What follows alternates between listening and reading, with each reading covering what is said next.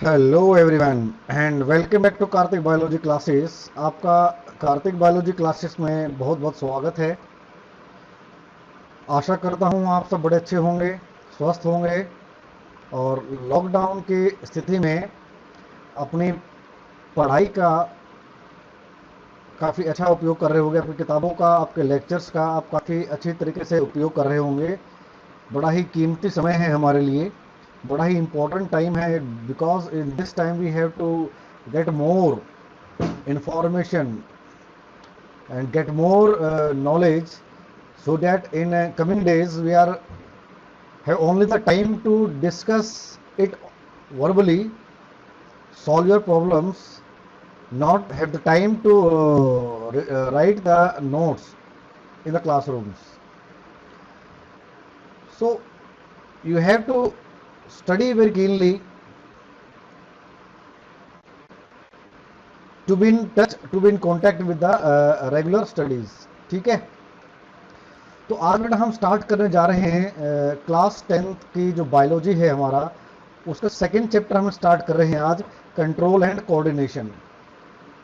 ठीक है, तो इससे पहले वाले चैप्टर में हमने पढ़ा था लाइफ प्रोसेसेस के बारे में, जो कि जो लिविंग ऑर्गेनिज्म है उसके डिफरेंट फंक्शंस को मेंटेन करने में हेल्प करता है।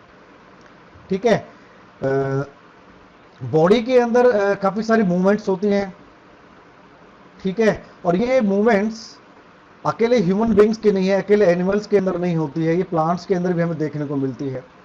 अगर हम प्लांट्स की बात करें तो प्लांट्स के अंदर जो मूवमेंट्स हैं वो सिर्फ ग्रोथ का ही एक रिजल्ट है। ग्रोथ के कारण क्या है, वो उनकी मूवमेंट हमें नजर आती हैं। जैसे कि सीड का, सीड से सीडलेट का ग्रो होना, छोटे से पौधे का ग्रो होना, वो जमीन को तोड़ते हुए जमीन के ऊपर आ जाता है और धीरे धीरे क्या है उसकी लंबाई बढ़ती चली जाती है। तो हमें लगता है कि वहाँ पर क्या मूवमेंट हो रही है, अभी छोटा था उसकी हाइट बढ़ती, यानी कि एक डायरेक्शन में क्या उसकी मूवमेंट हो रही है। तो इस तरह की जो मूवमेंट्स होती हैं वो कहलाती हैं ग्रोथ मूवमेंट्स। क्या कहलाती है बेटा? ग्रोथ मूवमेंट्स कहलाती है। ठीक है, अब अगर हम एनिमल्स की बात करें, एनिमल्स क्या करते हैं उनके, जैसे कि मैं बात कर रहा हूँ, जैसे आपको बता रहा हूँ, तो मेरे हाथ के एक्सप्रेशन आपको नजर आ रहे हैं, मेरे हाथ की मूवमेंट हो रही है, ये मूवमेंट है। इसके अलावा अब ये जो मूवमेंट हो रही है, और इसके अलावा जो दूसरी मूवमेंट की बात करूंगा कि हम क्या एक जगह से दूसरी जगह जा सकते हैं, तो ये कहलाती है लोकोमोशन। ठीक है, मूवमेंट तो क्या है, स्टेबल है, एक ही जगह होती है। अब मैं अब बैठा हूँ, मेरे मेरे हाथ हिल रही है, मूवमेंट है, ये लोकोमोशन नहीं है। अब लोकोमोशन क्या होती है? लोकोमोशन होती है एक जगह से दूसरी जगह जाने की जो क्रिया होती है, उसे कहते हैं लोकोमोशन। ठीक है, तो ये जो मूवमेंट्स हैं, जैसे कि हाथ हिल रहा है, मेरा इधर से उधर जाना है, आपका खेलना है, ठीक है, बिल्ली का कूदना है, जंप करना है, ठीक है, चिड़िया का उड़ना है, ये सारी सारी नॉन ग्रोथ मूवमेंट्स कहलाती है। ठीक है, ऐसे मूवमेंट्स सारी क्या कहलाती है? नॉन ग्रोथ मूवमेंट्स कहलाती है। जब हम खाना खाते हैं तो हम भाई हमारा मुंह चबा, अपना जो जवाड़ा होता है, अपना जो जौ होते हैं, ये हमारे क्या है लगातार मूव करते रहते हैं, तो ये भी क्या नॉन ग्रोथ मूवमेंट्स हैं। ठीक है, तो ये जितनी भी मूवमेंट्स है हमारी, इनको कंट्रोल करना जरूरी है। ठीक है, ये सारी सारी कंट्रोल मूवमेंट्स हैं, जो कि बाहरी तत्व द्वारा और जो अंदर हमारे तत्व हैं, यानी कि स्टिमुलस की बात हो रही है, ठीक है, फैक्टर्स की बात हो रही है, ये इनको कंट्रोल करते हैं। ठीक है, अगर मुझे भूख लगी है, मैं बैठा हूं, तो मुझे किचन में जाना, किचन में कुछ खाने की चीज़ है, तो मैं उठ के जाऊंगा यहाँ से और वहाँ से कुछ खाने की चीज़ें लेके आऊँगा, तो कंट्रोल है। देखिए हमारी जो मुझे भूख लगी है, यानी कि भूख ने मुझे कंट्रोल किया, मुझे एहसास दिला कि मुझे भाई किचन में जाना चाहिए और वहाँ से क्या फूड को लेके आना चाहिए। These are the control movements. ठीक है, जितनी मूवमेंट्स की बात हो रही है कंट्रोल मूवमेंट्स होती है। कुछ मूवमेंट्स ऐसी होती है हमारी बॉडी में जो अनकंट्रोल्ड होती है, जो हमारे विल में हमारी विल के कंट्रोल में नहीं होती हैं। They are called non control movements. बात समझ में आ रही है बेटा? जितने भी मूवमेंट्स हैं हमारी बॉडी के अंदर हो रही हैं, ठीक है, जितने भी हमारी बॉडी के अंदर ऑर्गन्स हैं, ये एक दूसरे के साथ क्या काम करते हैं। ठीक है, बेसिक सी बातें आपको समझा रहा हूं बेटा कि ये मूवमेंट्स क्या होती हैं, ताकि हम क्या है इस चैप्टर को आसानी से समझ सकें। अब जितनी हमारी बॉडी की, फॉर एग्जांपल हम लाइफ प्रोसेसेस की बात करते हैं, लाइफ प्रोसेसेस में पढ़ा हमने भाई हमारे दिमाग से पेट में कुछ हुआ, हमें लगा भूख लगी है, हमने खाना खाया, ठीक है। खाना जब मुंह में जाता है तो हमारे क्या है, जॉस है, इसको दांत है, हमारे चबाना स्टार्ट कर जाते हैं। जैसे हमारा फूड हमारे मुंह के अंदर जाता है, जब हम चबाना स्टार्ट करते हैं, सलाइवा सिक्रेट होना स्टार्ट हो जाता है, ठीक है। अब वो फूड हमारा क्या है, थ्रू हमारी जो इसोफेगस है, थ्रू स्टमक में जाता है। स्टमक में जाने के बाद हमारे फूड जैसे ही पहुंचता है, वहां पर क्या है, डाइजेस्टिव एंजाइम्स रिलीज होना स्टार्ट हो जाते हैं, ताकि उस फूड को डाइजेस्ट कर सके।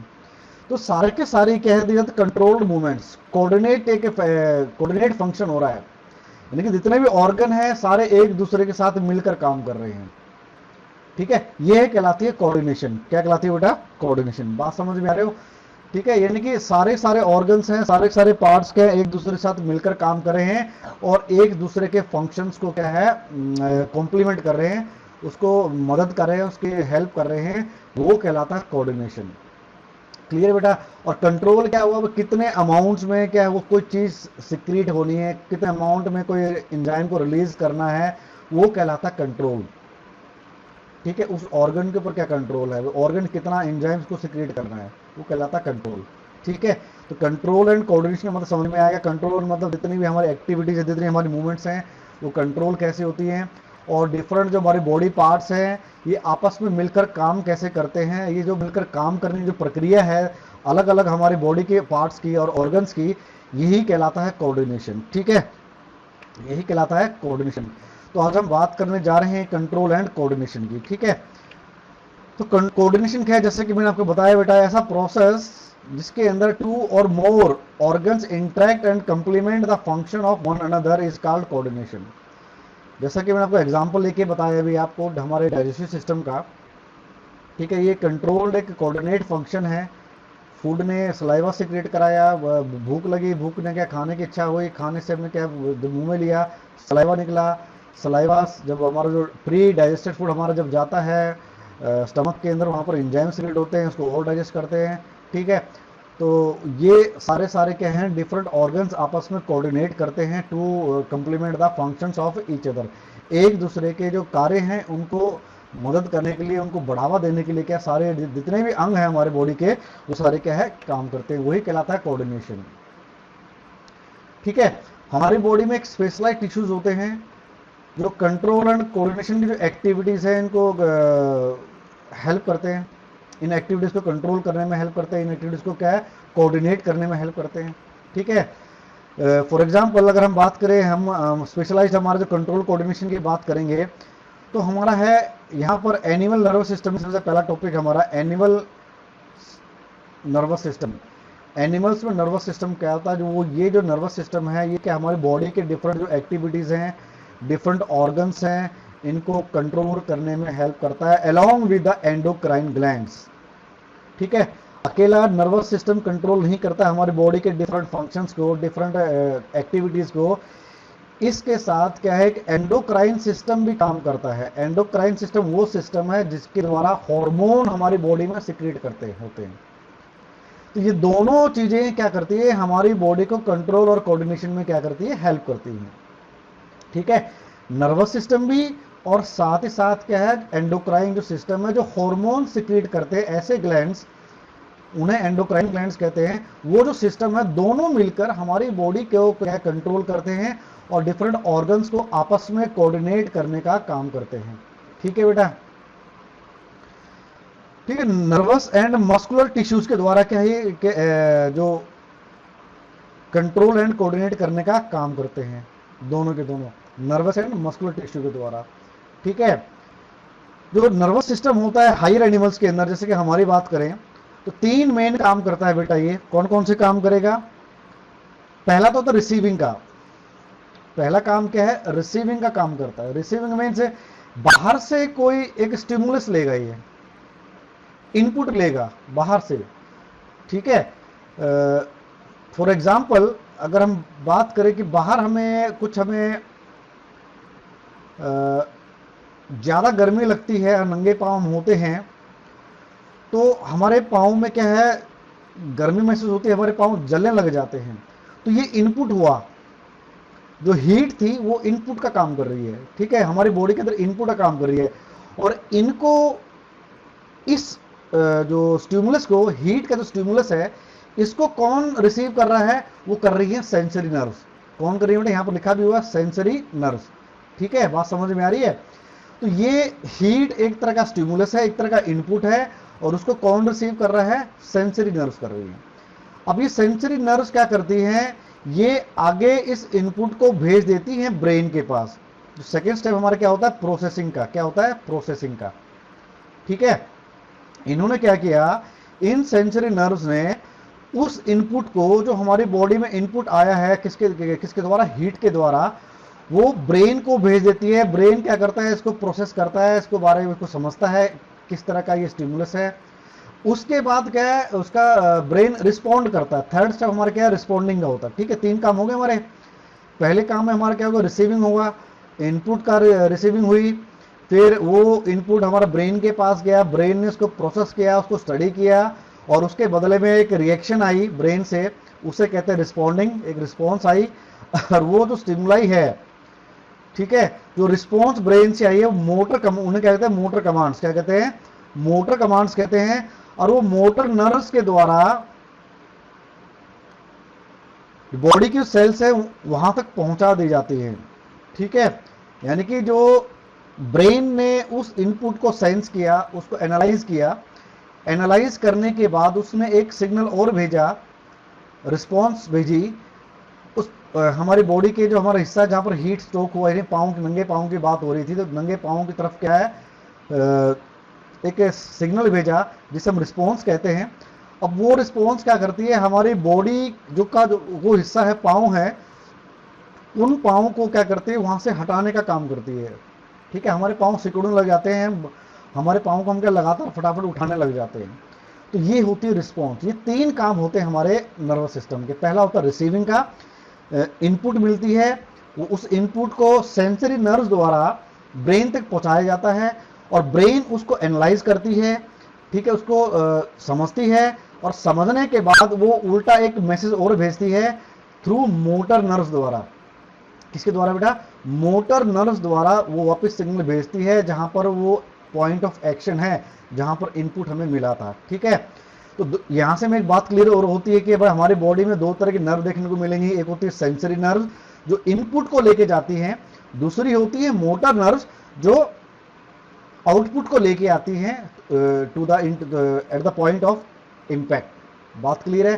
तो ये 3 फंक्शन हो गए हमारे स्टिमुलस, हमारे क्या है? नर्वस सिस्टम के। तो नर्वस सिस्टम है वो लगभग हर मल्टी सेलुलर एनिमल्स के अंदर हमें देखने को मिलता है। ठीक है, अगर हम सिंपलेस्ट फॉर्म की बात करें, जैसे कि हाइड्रा की बात करें, जितने भी न्यूरॉन्स होते हैं सिमिलर होते, एक जैसे होते हैं, और एक दूसरे के साथ के जुड़े होते हैं, और एक नेट का फॉर्म, एक जाल का फॉर्मेशन करते हैं। और ये इस तरीके का जो नर्वस सिस्टम है वो कहलाता है primitive type of nervous system. क्या कहलाता है बेटा? Primitive type of nervous system. ठीक है, जैसे कि भाई एक नर्व ये आ रही है, एक नर्व ये आ रही है, एक नर्व ये जा रही है, एक नर्व यहाँ से आ रही है, एक नर्व यहाँ से आ रही है, एक नर्व यहाँ से आ रही है। तो ये सारे के सारे क्या होते हैं बेटा? आपस में कनेक्टेड होती हैं, एक नेट का फॉर्मेशन करती है, नर्व नेट का फॉर्मेशन करती हैं। और इस तरीके का जो आपका नर्वस सिस्टम होता है काफ़ी प्रिमिटिव होता है, उसे कहते हैं प्रिमिटिव नर्वस सिस्टम। ठीक है, अगर हम प्लेनेरिया की बात करें, प्लेनेरिया एक तरह का आपका जीव है, उसके अंदर आपको रिड्यूमेंट्री नर्वस सिस्टम देखने को मिलता है। वो रिड्यूमेंट्री नर्वस सिस्टम क्या होता है? काफ़ी रिड्यूस्ड फॉर्म होता है, काफ़ी छोटा सा एक नर्वस सिस्टम होता है, जो जिसके अंदर क्या एक लिमिटेड क्या होती है? एक्टिविटी देखने को मिलती है, काफ़ी सीमित क्रियाएं वहां पर देखने को मिलती हैं थ्रू द नर्वस सिस्टम। काफ़ी रिड्यूस होता है, काफ़ी छोटा क्या होता है? नर्वस सिस्टम होता है किसके अंदर? प्लेनेरिया के अंदर। ठीक है, बात समझ में आ रही है? प्लेनेरिया के अंदर।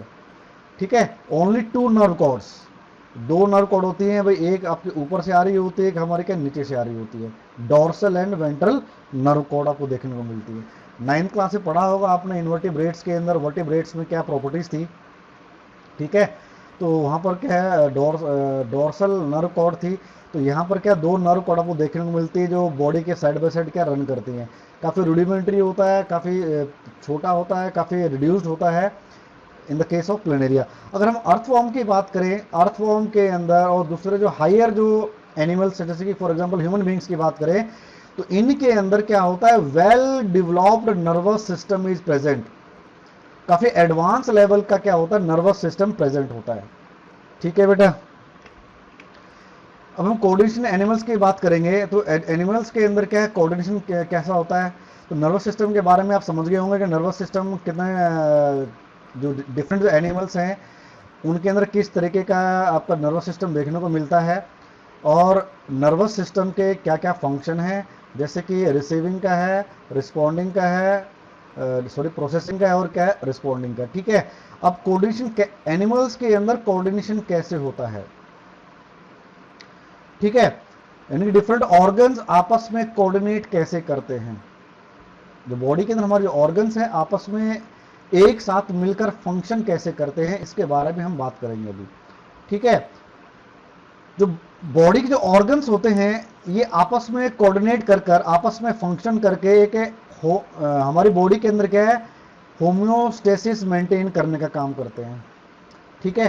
होम्योस्टेसिस एक वर्ड हमारा यहां पर आ रहा है। होम्योस्टेसिस का मतलब है हमारी बॉडी के अंदर का जो पर्यावरण है, जो इन्वायरमेंट है, जो सिस्टम है, उसको कांस्टेंट बनाए रखने का काम करते हैं। फॉर एग्जांपल बॉडी का टेम्परेचर ले लो, हमारी बॉडी का टेम्परेचर लगातार 37 डिग्री सेल्सियस बना रहता है। बाहर चाहे तापमान बढ़े चाहे घटे कोई फर्क नहीं पड़ता हमारी बॉडी के अंदर। हमारी बॉडी का क्या करती है, हमारे अपने अंदर का टेम्परेचर लगातार मेंटेन करती है। यही जो एक फिनोमिना है वही कहलाता है होम्योस्टेसिस, यानी कि हमारी बॉडी के अंदर जो इन्वायरमेंट है वो हमारी बॉडी को अपने आप ही मेंटेन करती है रिगार्डिंग बाहर से कुछ भी हो रहा हो। तो ये जो फिनोमिना है ये कहलाता है होम्योस्टेसिस। ठीक है। फॉर एग्जांपल क्या है, जब हम कोई फिजिकल एक्सरसाइज करते हैं, जैसे कि रनिंग है, ठीक है, अगर रनिंग है, अगर हमको जिम में जाते हैं, वो है कोई हैवी काम कर रहे हैं, फिजिकल वर्क कर रहे हैं, तो उस दौरान हमें क्या है, एनर्जी की जो डिमांड होती है हमारी वो बढ़ जाती है, क्योंकि हम काम ज़्यादा कर रहे होते हैं, लगातार हमें एनर्जी की रिक्वायरमेंट होती है। ठीक है। और जब एनर्जी की रिक्वायरमेंट क्यों होती है हमें, क्योंकि हमारी जो मस्कुलर एक्टिविटी है हमारी बढ़ जाती है। रनिंग कर रहे हैं तो हमारी मसल की एक्टिविटी बढ़ रही है, जिम कर रहे हैं तो हमारी मसल की एक्टिविटी बढ़ रही है, या खेत में कोई काम हम कर रहे हैं, हैवी वर्क कर रहे हैं, तो उसके अंदर भी हमारी क्या है, मस्कुलर एक्टिविटी बढ़ जाती है। अगर मस्कुलर एक्टिविटी बढ़ेगी तो उस मसल्स को एनर्जी की रिक्वायरमेंट होती है, तो एनर्जी की डिमांड भी बढ़ेगी। ठीक है बेटा। तो एनर्जी आपको पता ही है, अपने लाइफ प्रोसेस में पढ़ा था कि जो ग्लूकोज होता है उसको तोड़कर हमारे सेल्स क्या करते हैं, एनर्जी का फॉर्मेशन, एनर्जी बनाने का काम करते हैं। ठीक है। वो एनर्जी कब बनेगी, जब सेल्स के पास राइट अमाउंट पर ऑक्सीजन की सप्लाई होगी। अभी ऑक्सीजन की सप्लाई कौन करेगा बेटा, ब्लड करेगा, और ब्लड को पंप कौन करेगा, हार्ट करेगा। बात समझ में आ रही है। तो ये सारे के सारे क्या है, एक्टिविटीज क्या है, कंट्रोल्ड होती हैं। अब हार्ट को कौन कंट्रोल करेगा कि भाई तेरे को इतना जल्दी फटाफट धड़कना है, इतना ज्यादा ब्लड आपको पंप करना है, उसको नर्वस सिस्टम कंट्रोल करेगा। उसको कौन करेगा, नर्वस सिस्टम कंट्रोल करेगा। तो ये जो सारे के सारे सिस्टम हैं ये सारे सारे एक साथ मिलकर काम कर रहे हैं, और ड्यूरिंग फिजिकल एक्सरसाइज वो क्या कर रहे हैं, प्रॉपर अमाउंट ऑफ एनर्जी की सप्लाई करने का काम कर रहे हैं by supplying the different materials. ठीक है। मसल्स ने काम किया, उसको एनर्जी की रिक्वायरमेंट है। एनर्जी कब बनेगी, जब ग्लूकोज टूटेगा तब एनर्जी बनेगी। ग्लूकोज को टूटने के लिए ऑक्सीजन की रिक्वायरमेंट है, और ऑक्सीजन की सप्लाई कौन करेगा, सीधी सी बात है, ब्लड करेगा। और प्रचुर मात्रा में ऑक्सीजन कब जाएगी, जब हम सांस जोर जोर से लेंगे, यानी कि ऑक्सीजन सप्लाई बढ़ेगी, तो हमारी जो रेट ऑफ रेस्पिरेशन ये बढ़ जाएगी। अगर रेट ऑफ रेस्पिरेशन बढ़ेगी तो ब्लड की सप्लाई भी बढ़ेगी, यानी कि हार्ट बीट हमारी भी क्या इंक्रीज कर जाएगी, ब्लड फ्लो इंक्रीज कर जाएगा थ्रू हमारी जो ब्लड वेसल्स थी। ठीक है। और तो एनर्जी की रिक्वायरमेंट हमारी क्या पूरी हो जाती है। जब कोई भी फिजिकल एक्सरसाइज नहीं होती है तो जितनी भी एक्टिविटीज है, जैसे कि नर्व्स की, लंग्स की, हार्ट की, किडनी की, सारे के सारे क्या हमारे क्या नॉर्मल हो जाती हैं। ठीक है।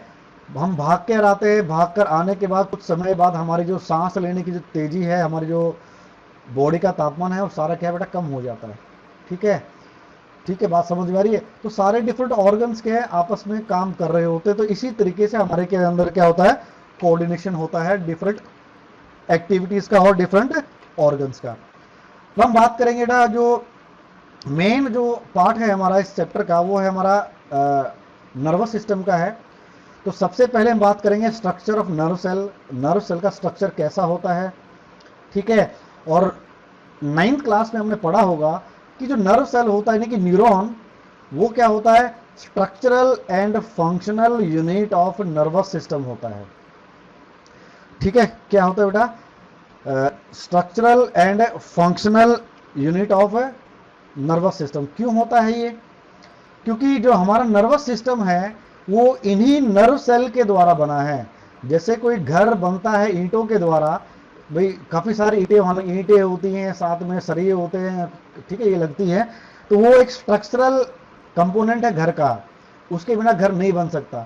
वैसे ही हमारा जो नर्वस सिस्टम है बिना नर्व सेल के नहीं बन सकता। ये नर्व सेल आपस में जुड़कर एक नेटवर्क का फॉर्मेशन करते हैं और वो नेटवर्क ही कहलाता है नर्वस सिस्टम, ठीक है। तो नर्व सेल की बात करें, स्ट्रक्चर की बात करें, एक तरह का आपका माइक्रोस्कोपिक स्ट्रक्चर होता है। इसके 3 पार्ट होते हैं बेटा। पहला हमारा होता है सेल बॉडी, ऑलरेडी आप 9th में पढ़ चुके हो, टिश्यू के अंदर सेल बॉडी। सेकंड हमारा डेंड्रॉन्स होते हैं। थर्ड हमारे पास क्या होता है, एक्सोन्स होते हैं, ठीक है। तो नर्व सेल हमारा 3 पार्ट से मिलकर बना होता है, सेल बॉडी, डेंड्रॉन्स, एक्सोन, ठीक है। हम बारी बारी इन सबको पढ़ेंगे डिटेल में, ठीक है। अब यूनिट ऑफ नर्वस सिस्टम क्या हो गया, नर्व सेल, ठीक है। यूनिट ऑफ नर्वस सिस्टम क्या बेटा, नर्व सेल। जैसे कि मैंने कहा कि नर्व सेल क्या है, एक यूनिट होता है किसका, नर्वस सिस्टम का, ठीक है। नेक्स्ट है, और एक बात और मैंने बताई थी स्टार्टिंग में कि जो न्यूरॉन होता है वो structural and functional unit of nervous tissue होता है, नर्वस सिस्टम का एक अभिन्न अंग होता है जिसके द्वारा नर्वस सिस्टम बनता है। न्यूरॉन जो होता है हमारी बॉडी के सबसे लंबे सेल्स होते हैं और इनका साइज क्या है, 100 सेंटीमीटर तक भी चला जाता है। ये 100 सेंटीमीटर लंबे तक हो सकते हैं। हमारी बॉडी के अंदर लगभग 100 मिलियन न्यूरॉन्स होते हैं, ठीक है। हमारी बॉडी में लगभग कितने होते हैं, 100 बिलियन न्यूरॉन्स होते हैं।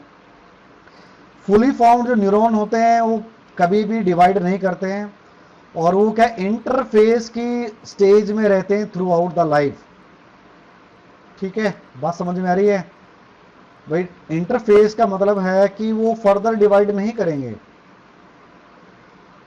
ठीक है। जैसे कि माइटोसिस होती है, आपका एक सेल है, एक सेल से आपका क्या है वो 2 सेल में डिवाइड हो जाता है, तो वैसा सिस्टम हमें नर्व सेल में नहीं दिखता है।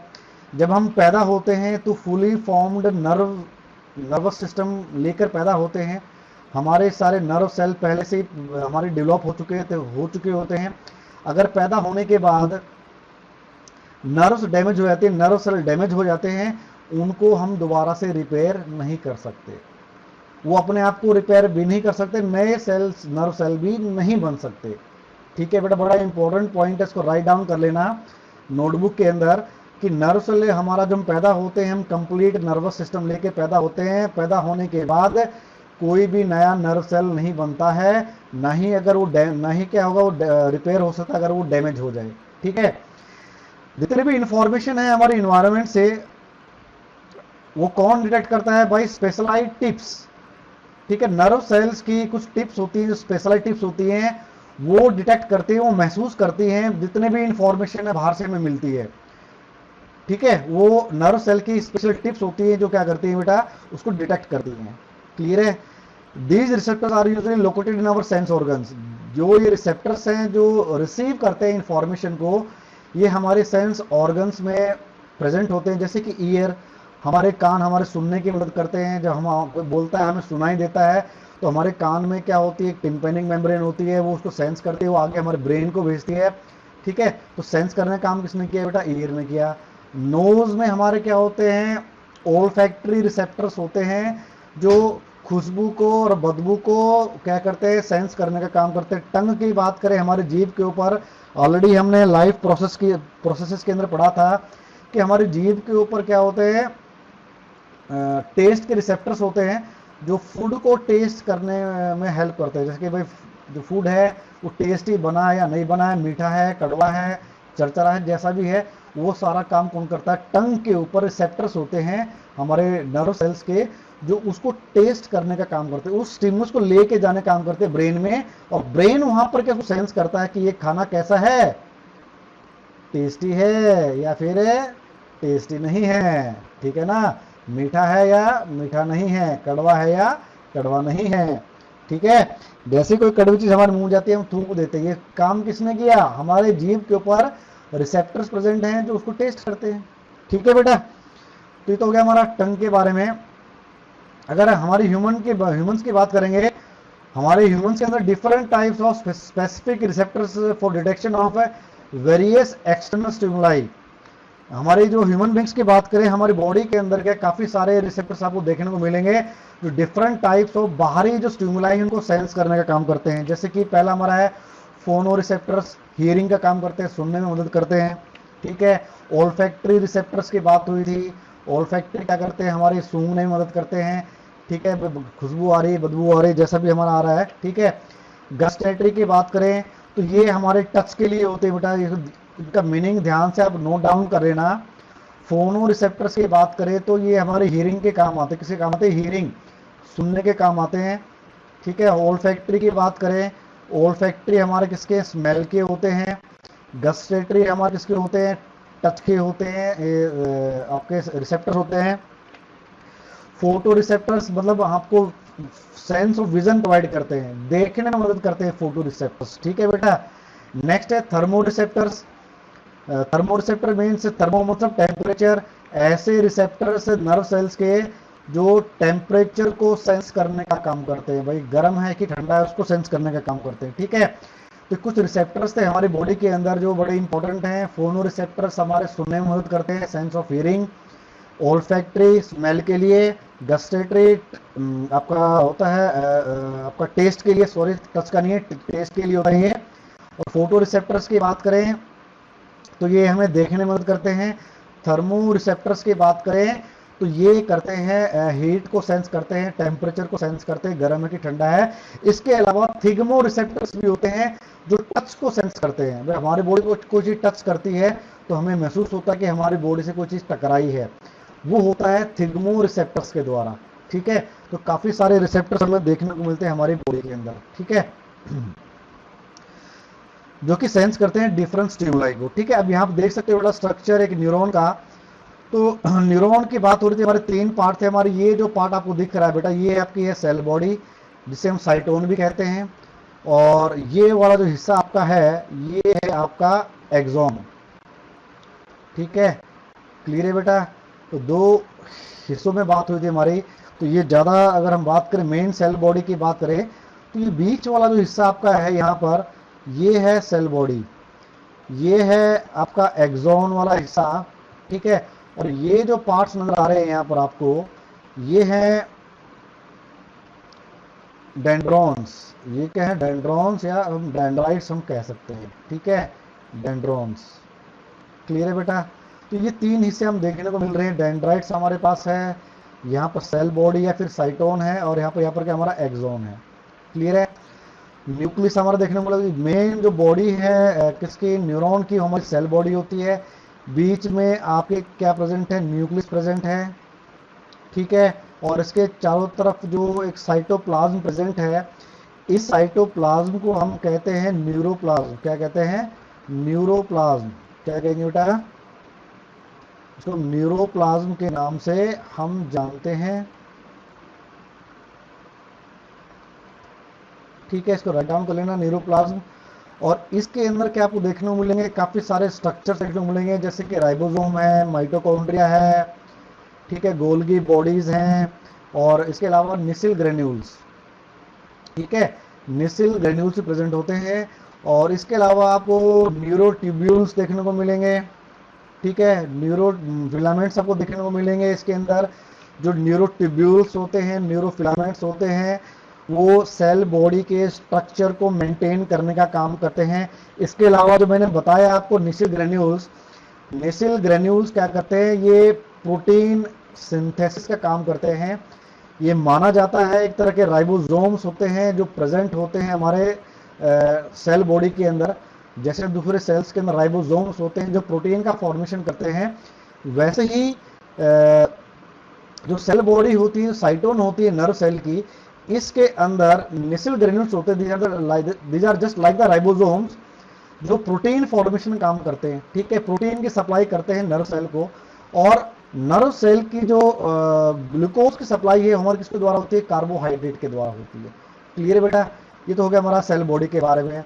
और सेल बॉडी के बाहर आपको दिख रहे हैं आपको हेयर लाइक स्ट्रक्चर, जो प्रोटोप्लाज्मिक एक्सटेंशन, यानी कि सेल बॉडी की ही ये एक्सटेंशन है, बाहर की तरफ निकले हुए सेल बॉडी का हिस्सा है बाहर की तरफ है, जो फिंगर लाइक है, हेयर लाइक जो स्ट्रक्चर नजर आ रहे हैं, इन्हें कहते हैं हम डेंड्राइट्स। क्या कहते हैं बेटा, डेंड्राइट्स कहते हैं, ठीक है। और एक एंड से क्या मिलेगा आपको, एक ट्यूबुलर स्ट्रक्चर आपको नजर आ रहा है निकला हुआ, ये सिलेंड्रिकल स्ट्रक्चर नजर आ रहा है आपको निकला हुआ, ये भी क्या है, प्रोटोप्लाज्मिक एक्सटेंशन है, किसकी, सेल बॉडी की ही एक्सटेंशन है, इसे कहते हैं हम एक्सॉन, ठीक है। जब एक्सॉन सेल बॉडी से इस पॉइंट से जुड़ा हुआ है, इसे कहते हैं एक्सॉन हिलॉक। यहां पर नाम मेंशन नहीं है, अगर आप चाहो तो लिख सकते हो डायग्राम में साथ में, इसे कहते हैं हम axon hillock, AXON, axon hillock का मतलब है HILLOCK, एक्सॉन हिलॉक, ठीक है। और यह आपका जो सिलेंड्रिकल स्ट्रक्चर है कहलाएगा आपका एक्सॉन, ठीक है। और एक्सॉन के ऊपर देखो आप, यहां पर आपको नजर आ रहा है माइलिन शीथ। तो ये जो एक्सॉन है, it is covered with help of covering known as myelin sheath. एक फैटी कवरिंग होती है, उसे कहते हैं माइलिन शीथ। और यहां पर आपको देखने को मिल रहे हैं स्कॉन सेल्स, ठीक है। एक्सॉन के ऊपर आपका जो माइलिन शीथ है, इसके अंदर आपको स्कॉन सेल देखने को मिल रहे हैं। तो ये माना जाता है कि जो माइलिन की जो शीथ है वो स्कॉन सेल्स द्वारा सिक्रीट की जाती है, ठीक है। जो ये बड़ा इंपॉर्टेंट पॉइंट है एनटीसी के पॉइंट ऑफ व्यू से बेटा, यहाँ पर कि जो माइलिन की शीथ होती है किसके द्वारा सिक्रीट की जाती है, वो स्कॉन सेल्स द्वारा सिक्रीट की जाती है। एक पॉइंट और बता देता हूँ, निसिल ग्रेन्यूल्स कहाँ प्रेजेंट होते हैं, सेल बॉडी में प्रेजेंट होते हैं, ठीक है। और किसी भी नर्व सेल जो पार्ट होता है, वहां पर आपको निसिल ग्रेन्यूल्स देखने को नहीं मिलते हैं, सिर्फ कहां देखने को मिलेंगे, सेल बॉडी के अंदर, ठीक है। तो स्कॉन सेल्स क्या करते हैं, माइलिन शीथ को सिक्रेट करते हैं। और बीच बीच में आपको देखोगे कि वहां पर क्या है, कवरिंग नहीं होती है माइलिन शीथ की। तो इन पॉइंट को कहते हैं नोड ऑफ रेनवियर। क्या कहते हैं, नोड ऑफ रेनवियर कहते हैं, ठीक है। और लास्ट में आप देखोगे अगेन आपको एक different network of finger like outgrowth मिलेंगी, इसे कहते हैं एक्सॉन टर्मिनल्स। क्या कहते हैं, एक्सॉन टर्मिनल्स, या एक्सॉन अर्बोराइजेशन कहते हैं हम, ठीक है। एक्सॉन अर्बोराइजेशन या फिर एक्सॉन टर्मिनल्स कह सकते हैं। और एक्सॉन की जो टर्मिनल होगी, इसके पीछे एक ऐसे नॉब लाइक, एक बलून लाइक स्ट्रक्चर होता है, ठीक है। तो ये जो हिस्सा है, ये जो बना दिया, ये तो आपका एक्सॉन टर्मिनल है। एक्सॉन टर्मिनल के लास्ट के एंड पर आपको देखने को मिलेगा एक नॉब लाइक स्ट्रक्चर, एक बल्ब लाइक स्ट्रक्चर, जिसे कहते हैं हम सिनेप्टिक नॉब, ठीक है। क्या कहते हैं बेटा, हमें इस वाले हिस्से में आपको सिनेप्टिक नॉब देखने को मिलती है।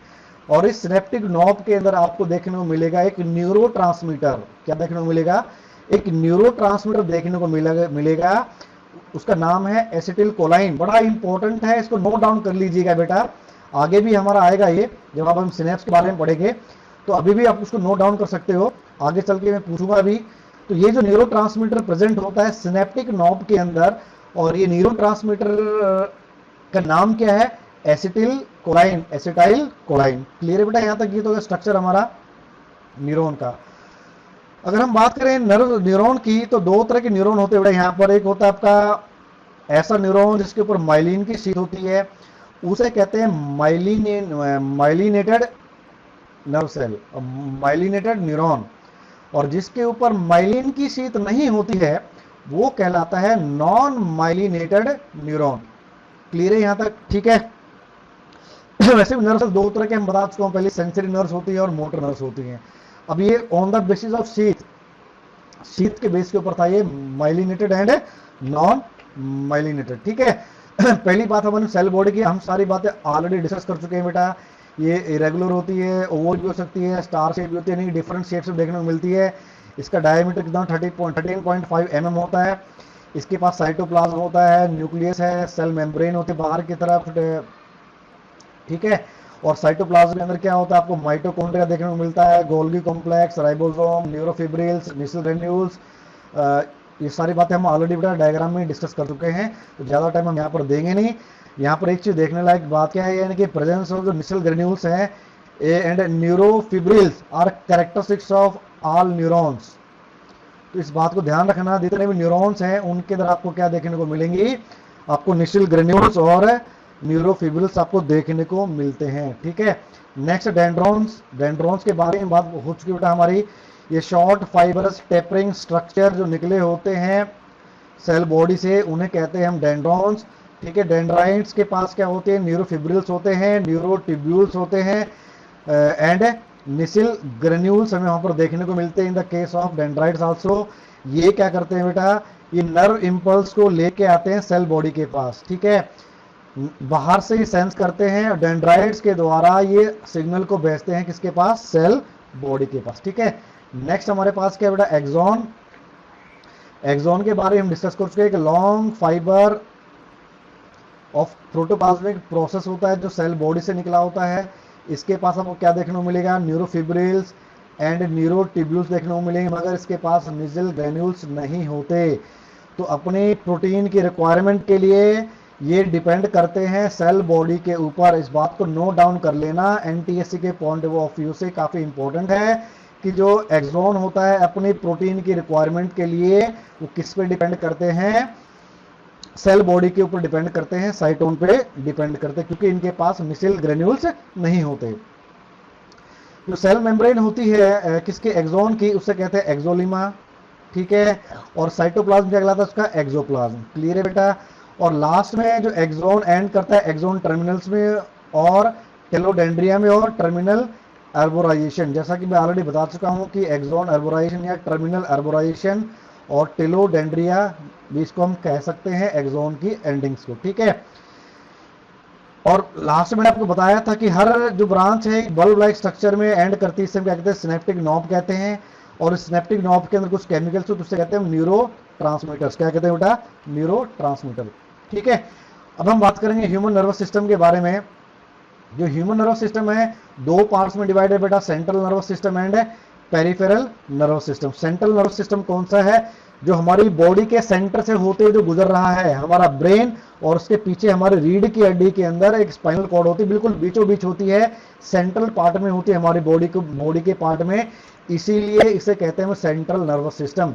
बात समझ में आ गई बेटा। सेंट्रल नर्वस सिस्टम के दो पार्ट होते हैं, हमारा ब्रेन होता है और एक हमारा क्या होता है, स्पाइनल कॉर्ड होती है। और पेरिफेरल नर्वस सिस्टम क्या होता है, पेरिफेरल नर्वस सिस्टम यानी कि जो सेंट्रल नर्वस सिस्टम से जितनी भी नर्व्स हमारी बाहर निकलती है, ब्रेन से जितनी भी नर्व्स हमारी बाहर निकलती हैं, स्पाइनल कॉर्ड से जितनी भी नर्व्स हमारी बाहर निकलती हैं, वो सारी बनाती हैं आपकी पेरिफेरल नर्वस सिस्टम। पेरिफेरी मतलब साइड, ऐसी नर्व्स जो हमारी साइड में निकलती है, हमारे बॉडी के डिफरेंट पार्ट्स में जाती है सेंट्रल पार्ट से, वो बनाती है आपका पेरिफेरल नर्वस सिस्टम, जो कि फर्दर आगे क्या है, वॉलंटरी एंड इनवॉलंटरी में डिवाइड कर जाता है। और इनवॉलंटरी आपका दोबारा से फिर सिंपैथेटिक एंड पैरासिम्पैथेटिक, ठीक है। तो ये आपका फिगर आपके सामने आ चुकी है। नर्व सिस्टम की बात हो रही है, आपका peripheral nervous system and central nervous system. Central nervous system further brain और स्पाइनल कॉर्ड में डिवाइड कर जाता है। ब्रेन की बात करें तो फोर ब्रेन, ब्रेन के भी चार के तीन हिस्से होते हैं। फोर ब्रेन हमारा आगे वाला फोर ब्रेन है, मिड ब्रेन हमारा बीच में होता है, तो मिड ब्रेन हमें नजर नहीं आएगा बाहर से। यहां से लेके पीछे तक का हिस्सा जो ये है पूरा, ये आपका फोर ब्रेन का हिस्सा है, ये फ्रंट वाला, ऊपर वाला और थोड़ा हिस्सा पीछे वाला, ये आपका फोर ब्रेन का हिस्सा है। मिड ब्रेन बिल्कुल अंदर होता है। हिंड ब्रेन की बात करें, जो हमारी गुद्दी होती है पीछे वाले, बिल्कुल जस्ट इसके पास हमारा क्या होता है, हिंड ब्रेन होता है, ठीक है। फोर ब्रेन की बात करें, फोर ब्रेन फर्दर हमारा डिवाइड कर जाता है दो पार्ट में, टेलिनसिफेलॉन और डाइनसिफेलॉन, ठीक है। यानी कि सेरिब्रम, ये जो हिस्सा हमारा, ये वाला हिस्सा जो हमारा है बेटा ऊपर वाला, यहां से लेकर ये पूरा हिस्सा पीछे तक का, ये कहलाता है सेरिब्रम। जो सेरिब्रल कॉर्टेक्स यहाँ पर दिखा रखा है आपको, यहाँ पर ये सेरिब्रल कॉर्टेक्स दिखा रखा है, तो ये सेरिब्रम वाला हिस्सा है हमारा।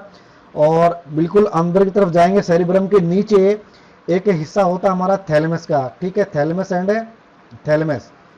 और थैलेमस भी हमारा फिर हमारा दो पार्ट में डिवाइड होता है, एपीथैलेमस ऊपर वाला हिस्सा एपी कहलाता है, नीचे वाला हम क्या कहलाता है, हाइपोथैलेमस, ठीक है। पार्ट्स की बात हो रही है।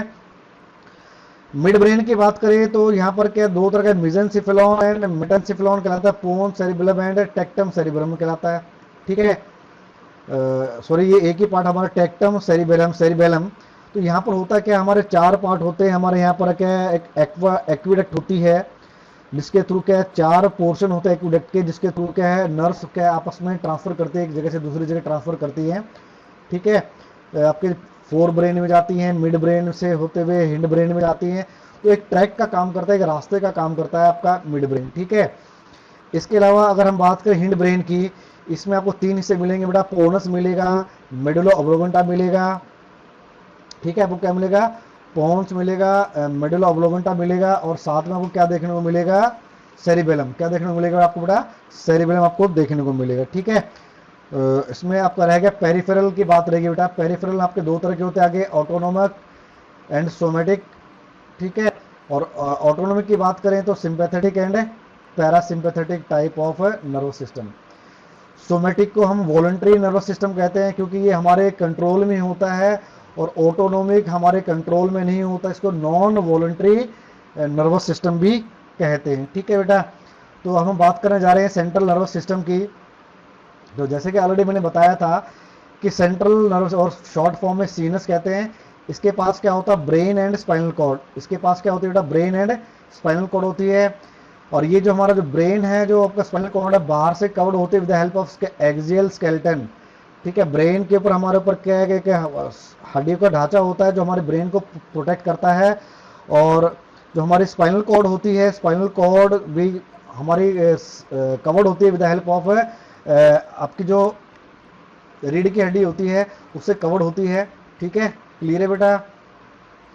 और जो सेंट्रल जो नर्वस सिस्टम है वो इंफॉर्मेशन की प्रोसेसिंग का एक हिस्सा होता है, जहां पर सारी इंफॉर्मेशन को प्रोसेस किया जाता है, उसको एनालाइज किया जाता है और उन चीज़ों को कंट्रोल किया जाता है। हमारी बॉडी का कंट्रोल सिस्टम है सेंट्रल नर्वस सिस्टम। और सेंट्रल नर्वस सिस्टम में ही सारी जो इंफॉर्मेशन है जो हम गैदर करते हैं बाहर से, वो सारी सारी कहाँ होती है, हमारे सेंट्रल नर्वस सिस्टम में उसको एनालाइज किया जाता है, उसके अंदर प्रोसेसिंग होती है। एक तरह कमांड सेंटर काम करता है एंड कंट्रोल सिस्टम का भी काम करता है हमारा जो सेंट्रल नर्वस सिस्टम है। ठीक, कमांड मतलब हमारी बॉडी को कमांड देता है हर तरह की, और हमारी बॉडी के डिफरेंट फंक्शंस को कंट्रोल करने का भी काम करता है। ठीक है, और ये क्या करता है, ये वॉलंटरी मूवमेंट्स को कंट्रोल करता है, जो हमारी इच्छा के अंदर जो कंट्रोल में होती हैं उनको कंट्रोल करने का काम करता है सेंट्रल नर्वस सिस्टम। ठीक है, in general central nervous system का काम क्या है बेटा, ये बॉडी के बैलेंस को बनाए रखना, बड़ा इंपॉर्टेंट हिस्सा है बेटा, इसको समझना। एग्जाम में पूछा जाता है कि सेंट्रल नर्वस सिस्टम का काम क्या है, और सेंट्रल नर्वस सिस्टम के फर्दर हम टाइप करेंगे उनका काम क्या है। तो अभी हम जो हम बात कर रहे हैं यहाँ पर, हम सिर्फ एक जनरल फंक्शंस की बात कर रहे हैं सेंट्रल नर्वस सिस्टम की। ठीक है, बॉडी के बैलेंस को बनाने में काम करता है, थर्मो रेगुलेशन टेम्परेचर को कंट्रोल करने में काम करता है, हमारी भूख और प्यास को कंट्रोल करता है सेंट्रल नर्वस सिस्टम। इसके अलावा जो एंडोक्राइन ग्लैंड्स हैं जो हमारे हार्मोन सिक्रेट करते हैं उनको कंट्रोल करता है, हमारा जो बिहेवियर है उसको कंट्रोल करता है। इसके अलावा ये हियरिंग में मदद करता है, सुनने में मदद करता है, बोलने में मदद करता है, हमारी याददाश्त में मदद करता है, हमारी इंटेलिजेंस को भी रेगुलेट करता है, हमारे जो इमोशंस हैं उनको कंट्रोल करता है, और हमारे थॉट्स को भी क्या है, कंट्रोल करता है। कौन, सेंट्रल नर्वस सिस्टम। तो यहाँ पर आप ब्रेन का डायग्राम देख रहे हो बेटा यहाँ पर। ठीक है, ये जो हमारा हिस्सा आगे वाला ये कहलाता है आपका फोर ब्रेन, और ये जो बीच में बताया था हमको जो विजिबल नहीं है ये कहलाता आपका मिड ब्रेन, और ये जो हिस्सा है ये कहलाता आपका हिंड ब्रेन। ठीक है, तो फोर ब्रेन की बात करें तो ये जो हिस्सा आपको दिख रहा है, मैं अलग से एक लाइनिंग कर रहा हूं जहां पर ये आपको टेढ़ी मेढ़ी लाइंस नजर आ रही हैं आपको, ये हिस्सा आपका है सेरिब्रम का। ये हिस्सा कौन सा है बेटा, सेरिब्रम का हिस्सा है, इसकी बात कर रहा हूँ, इसे कहते हैं सेरिब्रम। ये दो पार्ट्स होते हैं, हमारा right and left part, left दो हिस्सों में डिवाइड होता है, और बीच में जुड़ा होता है with the help of corpus callosum. ठीक है, ये भी एक एनटीएससी पॉइंट ऑफ व्यू से इंपॉर्टेंट क्वेश्चन बनता है हमारा, इसको नोट डाउन कर लेना बेटा कि दो आपके सेरिब्रल हेमिस्फेयर होते हैं हमारे लेफ्ट एंड राइट। इसको यहां से अगर मैं डिवाइड करूं पूरे पूरे हिस्से को, तो हमारा जो सेरिब्रम है दो हिस्सों में डिवाइड कर जाएगा, एक लेफ्ट वाला पार्ट, एक हमारा राइट वाला पार्ट। ठीक है, ये दोनों पार्ट आपस में जुड़े होते हैं with the help of corpus callosum. ठीक है, एक तरह का सीमेंटिंग मटेरियल होता है जो दोनों को आपस में जोड़ने का काम करता है। ठीक है, क्लियर है बेटा ये। अगर हम बात करें मिड ब्रेन की, तो मिड ब्रेन में आपको क्या हाइपोथैलेमस देखने को मिलेगा। भाई ये आपका हाइपोथैलेमस है, इसके ऊपर वाला हिस्सा कहलाता है आपका थैलेमस, और बिल्कुल इससे ऊपर वाला हिस्सा जो कवरिंग है ये कहलाती है आपकी एपिथैलेमस। ठीक है, एपिथैलेमस, थैलेमस एंड हाइपोथैलेमस। तो मिड ब्रेन के आपके 3 पार्ट हो गए। अगर हम हिंड ब्रेन की बात करें तो आपको यहाँ पर पोनस देखने को मिलेगा, उसके बाद आपको मिडुला देखने को मिलेगा, और उसके बाद पीछे आपको दिख रहा है, आपको ये ट्री लाइक स्ट्रक्चर दिख रहा है, इसे कहते हैं सेरिबेलम। और मेडुला से आगे जो एक सिलेंड्रिकल स्ट्रक्चर निकला हुआ है, इसे कहते हैं स्पाइनल कॉर्ड। ठीक है, पूरा ब्रेन हो गया हमारा और एक स्पाइनल कॉर्ड हो गया हमारा, ये दोनों ही हमारे क्या बनाते हैं, सेंट्रल नर्वस सिस्टम का फॉर्मेशन करते हैं। क्लियर है बेटा। और ये सारे के सारे, हम ब्रेन की बात करें, they are covered with skeletal tissue known as skull, और सिर्फ क्रैनम कहते हैं। क्या कहते हैं, क्रैनम कहते हैं। क्लियर है बेटा। और इसके ऊपर जो सेरिब्रम है, इसके ऊपर है 3 लेयर्स होती है हमारी, जिन्हें कहते हैं मेनिंग्स। क्या कहते हैं बेटा, 3 लेयर्स होती है मेनिंग्स, इन्हें कहते हैं मेनिंग्स। एक कैविटी होती है जिसे क्रेनियल कैविटी होती है, उस क्रेनियल कैविटी के अंदर हमारा ब्रेन प्रेजेंट होता है, और ब्रेन और क्रेनियल कैविटी के बीच में एक जगह होती है, क्रैनम के बीच में एक जगह होती है, सिर्फ क्रेनियल कैविटी कहते हैं। आगे हमारा आएगा, उसको हम डिटेल में डिस्कस करेंगे। तो अभी हम बात करेंगे सिर्फ फंक्शंस के बारे में। ठीक है, जो सेंट्रल नर्वस सिस्टम है फर्दर हमारे क्या है, 2 पार्ट्स का होता है। पहला हमारा ब्रेन है, जिसे इनसेफेलॉन भी कहते हैं हम। ठीक है, सबसे हाईएस्ट कोऑर्डिनेटिंग सेंटर होता है हमारे बॉडी का, सबसे ऊपर एंटीरियर मोस्ट, सबसे ऊपर वाला हिस्सा होता है सेंट्रल नर्वस सिस्टम का, सॉफ्ट होता है, एक वाइटिस ऑर्गन होता है, क्योंकि वाइट फाइबर्स हमें ज़्यादा देखने को मिलते हैं ब्रेन के अंदर, इसीलिए वाइट हमें देखने को मिलता है। ठीक है, वाइट मैटर हमारा ज़्यादा होता है बाहर की तरफ, अंदर की तरफ हमारा ग्रे मैटर ज़्यादा होता है, इसलिए बाहर से देखेंगे तो हमको वाइट नज़र आएगा। इसके वजन की बात करेंगे तो 1200 ग्राम से लेकर 1400 ग्राम, यहाँ पर आपकी एक राइटिंग मिस्टेक अब हो चुकी है, 1200 ग्राम से लेकर 1220 ग्राम से लेकर 1400 ग्राम तक का इसका वजन होता है। और ये 3 पार्ट में डिवाइड होता है। फोर ब्रेन, पहला हमारा फोर ब्रेन है। फोर ब्रेन के अंदर भी हमारे 3 पार्ट होते हैं, ओल्फैक्टरी लोब, सेरिब्रम एंड डाइंसेफेलॉन। ठीक है, सेरिब्रम बताया था बेटा, सेरिब्रम ऊपर वाला हमारा सेरिब्रम है हमारा, और हमारे क्या है, ओल्फैक्टरी लोब एंड डाइंसेफेलॉन। अब यहाँ पर बात करने जा रहे हैं फंक्शंस की, जो कि हमारा बहुत ही इंपॉर्टेंट पार्ट है। डिटेल में हमारा इतना नहीं है, मगर काफ़ी इंपॉर्टेंट पार्ट है एग्जाम के पॉइंट ऑफ व्यू से। इसको बड़ा ध्यान से सुनना और इसको याद भी करना है आपको कि फोर ब्रेन के क्या क्या फंक्शन है। ठीक है, ओल्फैक्टरी लोब की बात करें तो ये sensation of smell, fore brain का जो ओल्फैक्टरी लोब है ये स्मेल को सेंस करने का काम करता है, यानी कि इनडायरेक्टली फोर ब्रेन का काम क्या हो गया, स्मेल को सेंस करना। ठीक है, और फोर ब्रेन का जो कौन सा हिस्सा है जो स्मेल को सेंस करता है, वो है ओल्फैक्टरी लोब। ठीक है, फिर हम सेरिब्रम की बात करें, सेकंड जो पार्ट हमारा है फोर ब्रेन का, इसके पास आपको थैलेमस, हाइपोथैलेमस देखने को मिलेगा। हाइपोथैलेमस क्या करता है बेटा, बॉडी के टेम्परेचर को कंट्रोल करता है, और दूसरा क्या करता है, ईटिंग एंड ड्रिंकिंग, खाने और पीने की जो क्रियाएं होती हैं उसको कंट्रोल करने का काम करता है हाइपोथैलेमस। सेरिब्रम के 2 हिस्से हैं।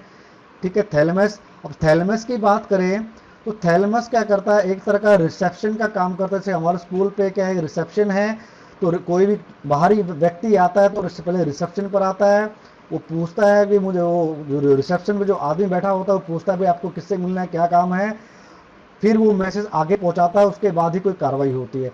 तो वही काम आपका कौन करता है, थैलेमस करता है। ठीक है बेटा, हाइपोथैलेमस का काम क्लियर हो गया, ये बॉडी के टेम्परेचर कंट्रोल करता है और ईटिंग और ड्रिंकिंग को भी कंट्रोल करता है। ठीक है, और सेरिब्रम के अंदर बात करें तो सेरिब्रम के अंदर भी डिफरेंट रीजन्स होते हैं हमारे, उनके बारे में हम बात करेंगे। तो सबसे पहला है सेरिब्रम के अंदर फ्रंटल लोब होती है, आगे वाले हमारी जो लोब हमारे फ्रंटल लोब है बेटा, ये जो हिस्सा हमारा माथे वाला हिस्सा है इसे कहते हैं फ्रंटल लोब। तो ये स्पीच को कंट्रोल करती है, जब हम बोलते हैं इसको कंट्रोल करती है। हमारी जो चेहरा है इसकी जो मस्कुलर एक्टिविटीज होती है इसको कंट्रोल करती है। और हायर जो मेंटल एक्टिविटी होती है, हायर लेवल की जो सोचते हैं, मेंटल जो एक्टिविटीज होती हैं उनको कंट्रोल करने का काम भी हमारा कौन सा करता है, फ्रंटल लोब करती है, आगे वाली लोब करती है सेरिब्रम की। यहां से लेके पीछे तक हमारा पूरा सेरिब्रम ही बेटा, साइड से भी यहां तक। ठीक है, नेक्स्ट टेम्पोरल लोब। साइड में हमारी टेम्पोरल, ये हमारा क्या है, फ्रंटल लोब है। ये जो सेरिब्रम का साइड वाला हिस्सा हमारा ये कहलाता है आपका टेम्पोरल लोब। ये हमारे साइड आप देख सकते हो यहाँ पर, ये आपका टेम्पोरल लोब है। ये सुनने की जो क्षमता है हमारे, इसको कंट्रोल करता है, ठीक है। हियरिंग को कंट्रोल करता है, सुनने की क्षमता कंट्रोल करता है। थर्ड हमारा लोब है ओसिपिटल लोब। ये ओसिपिटल लोब हमारे पीछे होते हुए यहाँ पर, ये हमें क्या है, देखने में मदद करती है। ये जो लोब है हमारे ओसिपिटल लोब, हमें चीजों को देखने में हेल्प करती है, लाइट को सेंस करने में हेल्प करती है। कौन? ओसिपिटल लोब, जो हमारे पीछे की तरफ होती है, जो हमारा चोटी वाला हिस्सा है, जस्ट इसके नीचे हमारी क्या होती है, ओसिपिटल लोब होती है। एक है हमारे पैरेटल लोब। पैरेटल लोब हमारे साइड में होती है यहाँ पर, ठीक है। फ्रंटल हो गया, टेम्पोरल हो गया, नीचे ओसिपिटल हो गया, और ऊपर की तरफ यहाँ पर आपको पैरेटल लोब देखने को मिलेगी, ऊपर चोटी की साइड में दो। तो ये क्या करती है, टच को सेंस करती है, टेस्ट को सेंस करती है, स्मेल को सेंस करती है, टेम्परेचर को सेंस करती है, और इसके अलावा कॉन्शियसनेस को भी क्या है, ये सेंस करती है पैरेटल लोब, ठीक है बेटा। तो ये होगी सेरिब्रम के डिफरेंट पार्ट्स। अब हम सेकंड जो पार्ट है हमारा ब्रेन का, वो हमारा है यहाँ पर डाइंसेफेलॉन, ठीक है। फोर ब्रेन की बात हो रही है ना, डाइंसेफेलॉन की बात करेंगे। ये बिल्कुल अंदर होता है सेरिब्रम, बिल्कुल सेरिब्रम के बिल्कुल बीच में प्रेजेंट होता है, नीचे प्रेजेंट होता है। इसकी रूफ को हम कहते हैं एपिथैलेमस कहते हैं, और फ्लोर को क्या कहते हैं, हम हाइपोथैलेमस कहते हैं, ठीक है बेटा। इसका डाइंसेफेलॉन का ऊपर वाला हिस्सा हमारा कहलाता है एपिथैलेमस, और जो नीचे वाला हिस्सा हमारा कहलाता है हाइपोथैलेमस कहलाता है, ठीक है बेटा। तो आपकी फिगर आपके सामने है, आप समझ सकते हो कि कौन सा हिस्सा आपका, कौन सी लोब है। तो आगे वाला हिस्सा, जैसे मैंने आपको बताया था, ये फ्रंटल लोब है, और ऊपर चोटी की जो आसपास मैंने बताई थी आपको पैरेटल लोब होती है, बिल्कुल उसके जस्ट नीचे मैंने बताया था आपको ओसिपिटल लोब होती है, और साइड में आपको क्या देखने को मिलेगा, टेम्पोरल लोब आपको देखने को मिलती है इन द फोर ब्रेन, ठीक है। अब हम बात करेंगे मिड ब्रेन की। तो मिड ब्रेन की बात करेंगे, ये जो थैलेमस था हमारा, थैलेमस और हाइपोथैलेमस की बात करें, और forebrain and pons of hindbrain, जो हमारा यहाँ पर पीछे की तरफ पोन्स होता है, पोन्स और आगे हमारा ये जो थैलेमस वाला हिस्सा है बिल्कुल बीच में मिलेगा आपको यहाँ पर, इसके बीच में प्रेजेंट होता है आपका fore brain, sorry mid brain, ठीक है। और मिड ब्रेन का काम क्या होता है, ये रिफ्लेक्स मूवमेंट ऑफ हेड, हमारे सर की जो रिफ्लेक्स मूवमेंट होती है, ठीक है, झटका जो हम जब सर को हटाते हैं किसी चीज से, ठीक है, नेक की बात होगी, जो ट्रंक हमारे पेट की बात होगी, हमारे आई मसल्स की बात होगी, ये जो रिफ्लेक्स एक्शंस हो रही है, रिफ्लेक्स मूवमेंट होती है किसी स्टिमुलस के अगेंस्ट, तो जितनी मूवमेंट होती है हमारी, वो हमारा कौन कंट्रोल करता है, मिड ब्रेन। कौन करता है बेटा, मिड ब्रेन इन एक्टिविटीज को क्या करता है, कंट्रोल करता है, ठीक है।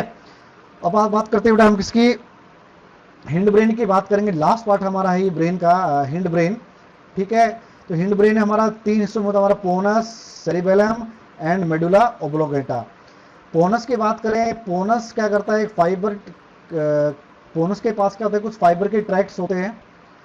ट्रैक्स मतलब एक तरह के रास्ते कह सकते हो, फाइबर के रास्ते से बने होते हैं, जो डिफरेंट ब्रेन के रीजन्स को आपस में क्या है, क्या करते हैं, इंटरकनेक्ट करते हैं आपस में, यानी कि ब्रेन के डिफरेंट पार्ट्स को आपस में क्या करते हैं, इंटरकनेक्ट करते हैं, जोड़ते हैं आपस को।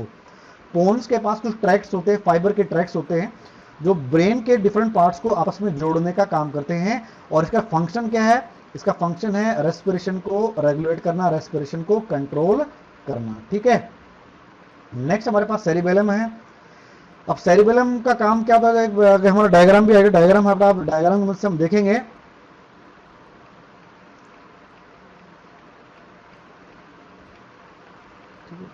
पहले भी हमारा डायग्राम देख सकते हो यहाँ पर। तो ये आपका सेरिबेलम है, ये पोनस है, पोनस के पास काफी सारे ट्रैक्ट्स होते हैं, जो आपके फोर ब्रेन को भी जोड़ते हैं, जो मिड ब्रेन को भी जोड़ते हैं, और हिंड ब्रेन को जोड़ते हैं, और स्पाइनल कोड को भी क्या है के थ्रू, और मिडिल जो ओब्लोंगेटा इसको भी जोड़ते हैं।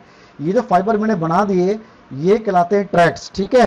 तो ये पार्ट्स हो गए हमारे किसके बेटा, हिंड ब्रेन के। क्लियर है यहाँ तक बेटा अभी, ठीक है।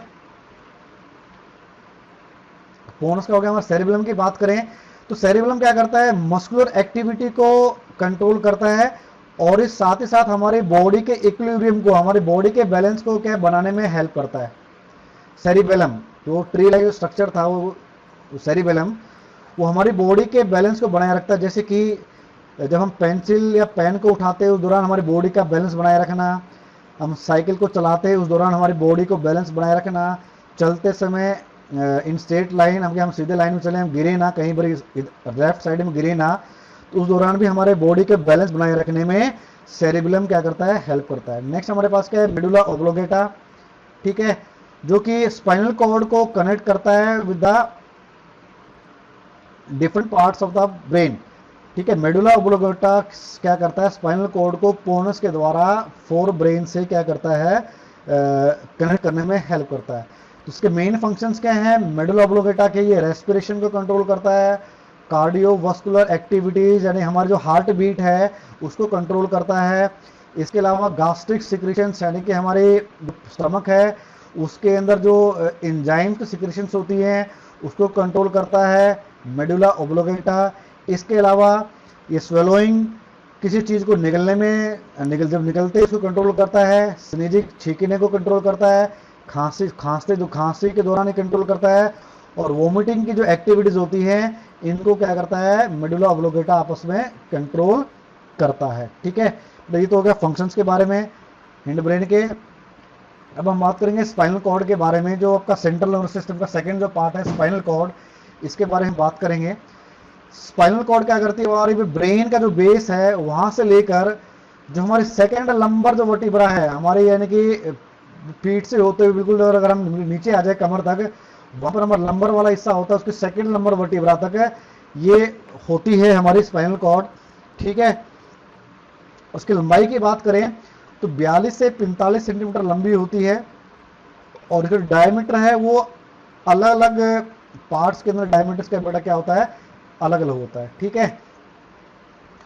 स्पाइनल कॉर्ड से जो नर्व्स निकलती हैं उन्हें कहते हैं स्पाइनल नर्व्स, और स्पाइनल कॉर्ड से 31 pairs of spinal cord arises from the spinal cord, यानी कि स्पाइनल कॉर्ड से 31 पेयर स्पाइनल कॉर्ड क्या है निकलती हैं, और काफी डिफरेंट फंक्शन परफॉर्म करती है हमारी बॉडी के अंदर। तो याद रखना हमारे स्पाइनल कॉर्ड से 31 पेयर्स ऑफ स्पाइनल नर्व्स निकलती हैं। एक पॉइंट और बता रहा हूं बेटा आपको यहाँ पर, जो हमारा ब्रेन है, ब्रेन से हमारी 12 नर्व्स निकलती हैं जिन्हें कहते हैं हम क्रेनियल नर्व्स। तो क्वेश्चन पूछा जा सकता है कि हमारे ब्रेन से कितने क्रेनियल नर्व्स निकलती हैं, एनटीएससी की बात कर रहा हूँ, कंपटीशन की बात कर रहा हूँ यहाँ पर, तो 12 pair of cranial nerves are arising from the brain, और स्पाइनल कॉर्ड से हमारी कितनी होती है बेटा, 31, ठीक है। फंक्शंस की बात करें तो ये क्या करती हैं, सेंसरी सिग्नल्स को और मोटर इंपल्सेस को क्या करती है, ट्रांसपोर्ट करती है ब्रेन से, ब्रेन के पास, कहां से, जहां से सेंसरी नर्व जो सिग्नल लेके आते हैं हमारी बॉडी के डिफरेंट पार्ट से, जो सिग्नल आते हैं उनको वो ब्रेन के पास क्या करती है, ट्रांसफर करती है, वहां तक लेके जाती है थ्रू द स्पाइनल कॉर्ड, ठीक है। इसके अलावा स्पाइनल कॉर्ड के रिफ्लेक्स एक्शंस का भी क्या एक सेंटर है, स्पाइनल कॉर्ड क्या है, रिफ्लेक्स एक्शंस का भी क्या हमारा एक सेंटर है।